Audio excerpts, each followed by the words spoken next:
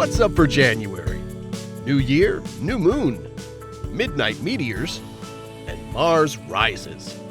January begins with a new moon on the 2nd, and that means the first week of the month is ideal for stargazing because the few days before and after the new moon are the darkest. Head outside around 8 or 9 p.m. all week and look southward to be dazzled by all the bright stars of the winter circle, along with the Pleiades and Orion. The Quadrantid meteor shower peaks on the night of January 2nd and the morning of the 3rd. This tends to be one of the better meteor showers of the year and often produces a number of bright meteors called fireballs. This year, the peak coincides with the new moon, making for great viewing conditions provided the skies are clear. You should be able to see a few meteors on the couple of nights before and after as well. For the best Quadrantid meteor viewing, find a dark location away from bright city lights, point your feet roughly toward the northeast, and look up.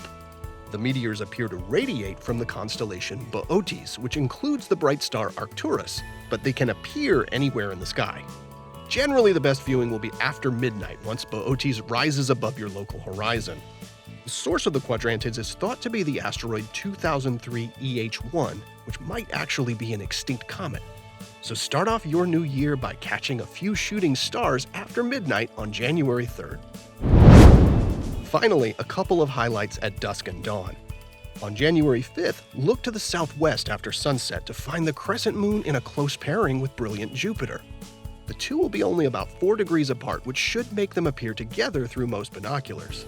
Then at the end of the month, on January 29th, if you happen to be up early, you can catch sight of the moon near the red planet. Joining the pair in the southeastern sky will be Venus. Having left the evening skies last month, Venus is now rising before the Sun as the morning star. Now, Mars is slowly returning to view after passing behind the Sun over the past few months.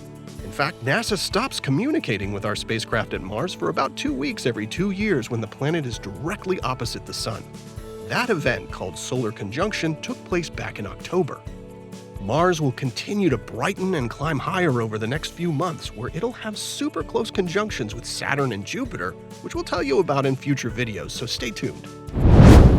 Here are the phases of the moon for January. Stay up to date with all of NASA's missions to explore the solar system and beyond at nasa.gov. I'm Preston Dykes from NASA's Jet Propulsion Laboratory, and that's what's up for this month.